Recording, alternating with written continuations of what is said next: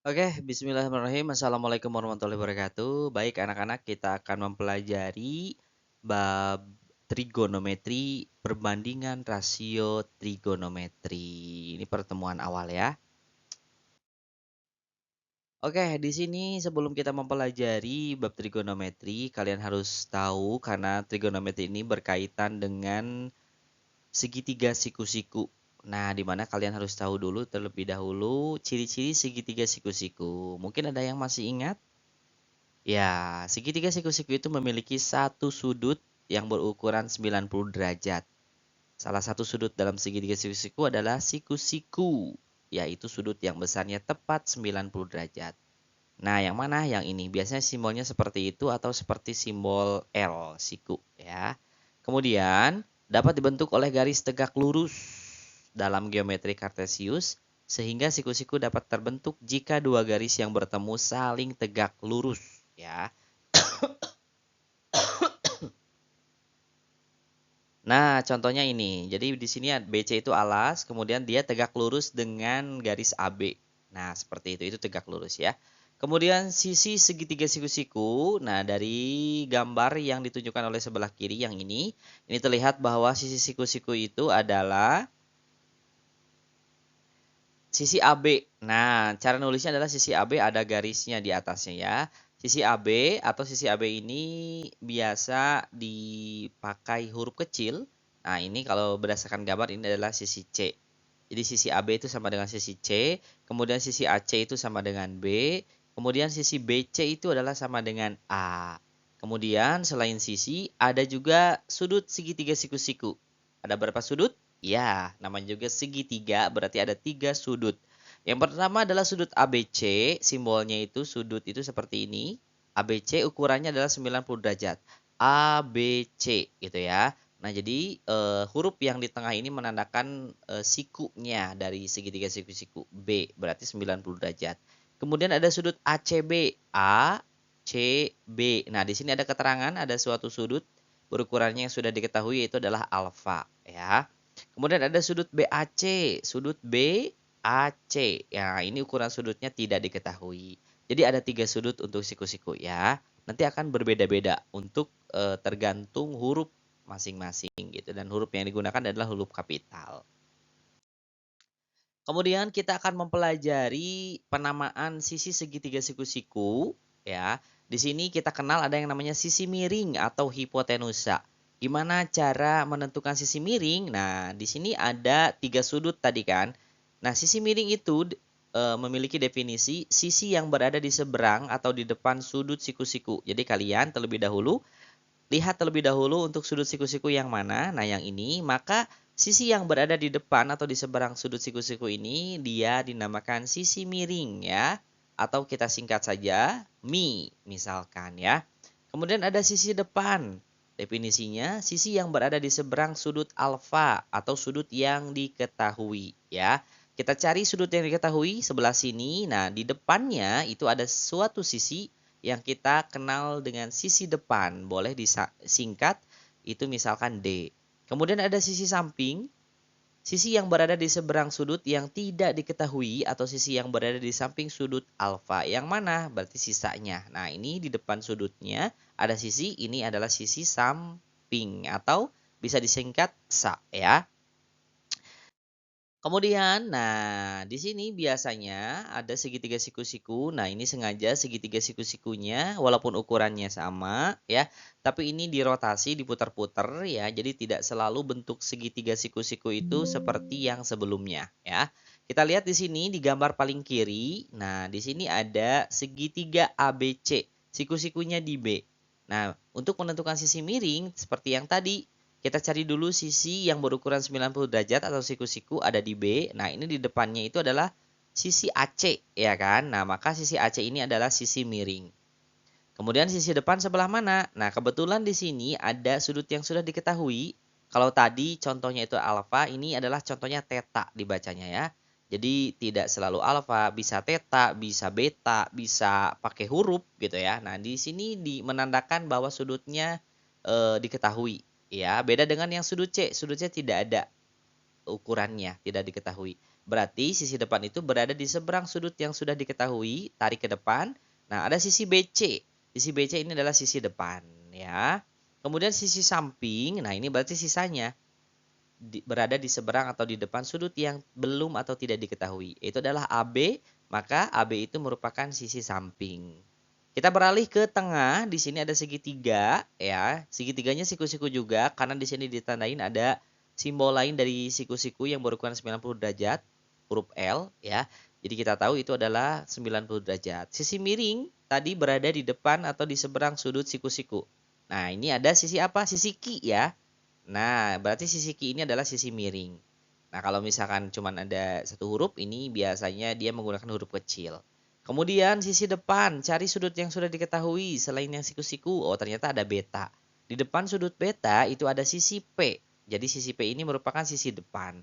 Dan sisanya ada sisi samping. Di depan sudutnya ada sisi R. Maka sisi samping adalah R. Kita beralih ke yang sebelah kanan, anak-anak ya, ke sebelah kanan. Ini ada segitiga KLM ya. Kita tentukan sisi miringnya berada di depan sudut siku-siku. Nah, ini berarti di depan sudut siku-siku itu ada sisi LM. Kemudian sudut yang sudah diketahui di sana sudah terlihat jelas ada 60 derajat. Di depan sudutnya itu ada sisi apa? Sisi KM ya. Dan sisanya ini adalah sisi samping. KL itu adalah sisi samping. Nah, itu untuk menentukan 3 sisi yang ada di segitiga siku-siku untuk nanti trigonometri ya. Kemudian kita beralih. Nah, di sini ada ukuran panjang sisi segitiga siku-siku. Nah, kita tahu bahwa untuk menentukan panjang sisi segitiga siku-siku, itu kita ingat kembali ada yang namanya teorema. Coba teorema apa? Ada yang masih ingat? Iya, benar sekali. Teorema Pitagoras, ya kan? Teorema Pitagoras adalah salah satu teorema dasar dalam geometri yang berlaku khusus untuk segitiga siku-siku. Teorema ini menyatakan hubungan antara panjang sisi-sisi segitiga siku-siku, ya. Di sini sisi terpanjangnya itu adalah mi, sisi miring atau hipotenusa. Jadi, kita adopsi dari persamaan teorema Pitagoras itu menjadi mi kuadrat sama dengan d kuadrat ditambah sa kuadrat. Nah, biasanya ada perhitungan untuk menentukan sisi miring, hanya sisi depan atau hanya sisi samping. Seperti apa? Kita tinggal pindah ruas saja. Untuk menentukan sisi miring atau panjang sisi miring, ini sama dengan akar dari d kuadrat ditambah sa kuadrat. Kalau untuk menentukan sisi depan, panjang sisi depan itu sama dengan akar dari mi kuadrat dikurang sa kuadrat. Dan terakhir untuk menentukan panjang sisi samping itu sama dengan akar dari mi kuadrat dikurangi d kuadrat. Oke, kita lanjutkan di sini. Nah, ini ada formula dasar perbandingan rasio trigonometri pada segitiga siku-siku yang wajib kalian hafal ya. Biasanya di sini ada 6 trigonometri dan cara menghafalnya adalah tinggal disingkat saja. Sin, demi, kosami, tandesa. Di mana sin demi berarti sin theta itu sama dengan sisi depan per sisi miring. Cos theta sama dengan sisi samping per sisi miring dan tandesa sama dengan sisi depan per sisi samping. Ini disesuaikan dengan tadi ya cara menentukan sisi depan yang mana, sisi miring yang mana, sisi samping yang mana. Nah, ini menyesuaikan dengan gambar segitiga yang sebelah kiri. Ya. Kemudian, nah, kalian harus mengetahui ya, nanti yang penting kalian tahu kosekan theta itu kebalikan dari sin theta. Jadi kalau sin demi, kosekan tetanya menjadi mi per d ya. Kemudian di sini ada sekan. Sekan theta kebalikan dari kosinus theta. Dimana kalau kosami, maka sekan tetanya sama dengan mi per sa. Kotangen theta itu kebalikan dari tangen theta. Dimana kalau tan desa, kotangennya itu adalah sa per d. Nah, ada juga yang harus kalian tahu tadi supaya ingat kebalikannya itu untuk sinus theta bisa ditulis sama dengan 1 per kosekan theta. Kosinus theta sama dengan 1 per sekan theta. Tangen theta sama dengan 1 per kotangen theta. Dan di sini untuk tangen theta, ya ini identitas trigonometri sama dengan sin theta per cos theta. Ya, yang penting di sini sudutnya sama. Theta, theta, theta. Kalau alfa, alfa, alfa gitu ya. Nah, ini harus tahu juga sin itu dibaca sinus, cos itu dibaca kosinus, tan itu dibaca tangen, cosec itu dibaca kosekan, sec itu dibaca sekan, kotan itu dibaca kotangen. Ya. Kemudian kita lihat, nah contoh ya, tentukan semua perbandingan atau rasio trigonometri, sinus, kosinus, dan tangen pada segitiga siku-siku berikut. Nah, di sini ada segitiga KLM. Nah, yang menarik adalah ini segitiganya berbeda dengan yang sebelumnya. Tidak ada sudut yang diketahui, tidak ada alfa, tidak ada beta. Yang diketahuinya hanya ada sudut siku-siku. Ya, gimana caranya? Nah, ini gampang sekali ya. Caranya adalah kita harus menentukan dulu sudut yang sudah diketahui. Jadi ada dua kemungkinan. Bisa kita tentukan sudut yang diketahuinya itu adalah sudut K, atau bisa kita tentukan sudut yang diketahuinya itu adalah sudut M. Kalau sudut yang diketahuinya sudut K, maka kita tentukan dulu sisi miringnya berada di depan sudut siku-siku, yaitu adalah sisi L, ya kan? Karena kita ngambil sudut K, maka di depan sudut K itu ada LM atau K kecil. Kemudian sisanya adalah sa, yaitu adalah M, gitu ya. Maka sin K itu sama dengan tadi kan sin demi kosami tandesa. Sin demi berarti depan per miring, depannya K, miringnya L, berarti K per L. Kosami, sa-nya M, mi-nya L, berarti M per L. Tandesa, tangan K berarti sama dengan D-nya K, sa-nya M, K per M.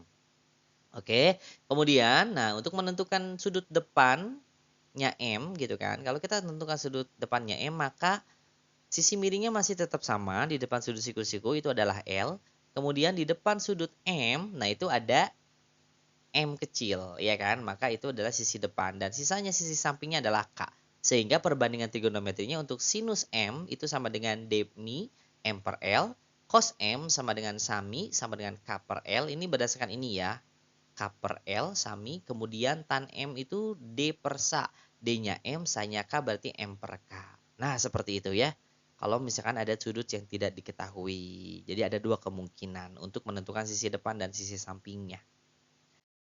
Oke, kemudian kita lihat lagi di sini contoh. Tentukan semua perbandingan rasio trigonometri pada segitiga siku-siku berikut. Nah, di sini sudah ada ukuran panjangnya masing-masing. Jadi kita tinggal menentukan aja akar 3 itu sebagai sisi apa, akar 2 itu sebagai panjang sisi apa ya. Kita harus tahu di sini di depan sudut siku-siku udah ada ukuran panjangnya itu adalah 2, yang dimana di sana adalah mi.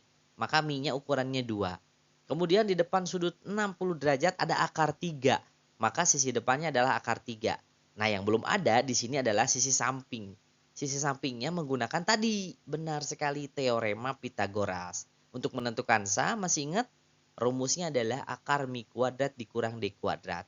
Maka sama dengan akar dari 2 kuadrat dikurang akar 3 kuadrat, sama dengan 2 kuadrat itu 4. Dikurangi akar 3 kuadrat itu akarnya dihilangkan saja, jadi 3. 4 kurang 3, kita selesaikan yang di dalam akar terlebih dahulu. Menjadi akar 1.